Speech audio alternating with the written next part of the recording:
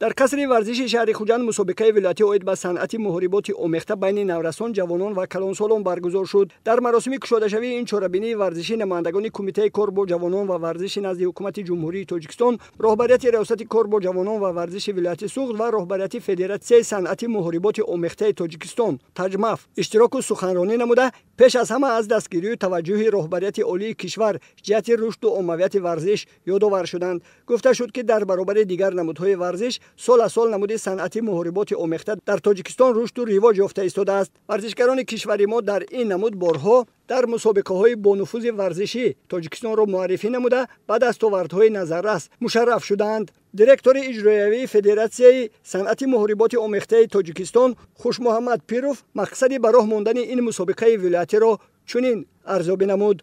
مقصد و هدف برگزاری چهاربینی مذکور این بلند برداشتن فرهنگ صنعت محاربات آمیخته، جلب نمودن ورزشکاران جوان و نو است و دریافت چهره‌های نو را در بر می‌گیرد. عین حال نمودی ورزش صنعت محاربات آمیخته خیلی هم زیاد شده ایستاده است، یعنی شوقمندان، مشق‌ورزان، شماره اشتراکچیان نظر به سال گذشته اگر ما نظر افکنیم زیاد شده ایستاده است. سال گذشته ما در ولایت سوخت کرده بودیم 500 نفر، این سال 600 نفر، یعنی در جمهوری تا 900 نفر و در دیگر مسابقه هایی که ما برگزار می‌کنیم شهر دوشنبه، ناحیه توبه مرکز شماره اشتراکچیان زیاد شده ایستاده است. در این مسابقه ولایتی بیش از 600 نفر دوستداران نمود صنعت محاربات آمیخته از شهر و ناحیه‌های ولایت سوخت اشتراک نموده ملکه مهارت خود را نشان دادند. مصطفی اشورف طول 1.5 سال است که در این نمود ورزش در ناحیه باباجان غفورف تمرین می‌نماید. او نیت دارد مشق و تمرین را بیشتر کرده نازکی‌های این نمود را آموزد و در آینده در مسابقه‌های با نفوذ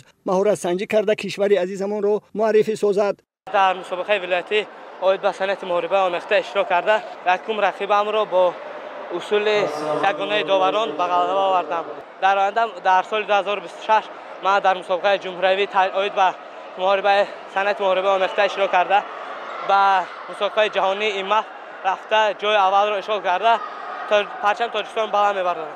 مسابقه ولایتی اید به صنعت محاربات آمیخته در مرکز ولایت سوخت در سطح بلند تشکیلی جریان گرفته در همه سن و سال در وزن‌های معین شده غالبان و جایزه‌داران معین و قدردانی کرده شدند. داوران و مربیان بعد این مسابقه بهترین ورزشکاران ولایت را معین نموده برای اشتراک در مسابقه‌های بین‌المللی و جهانی راه خط دادند.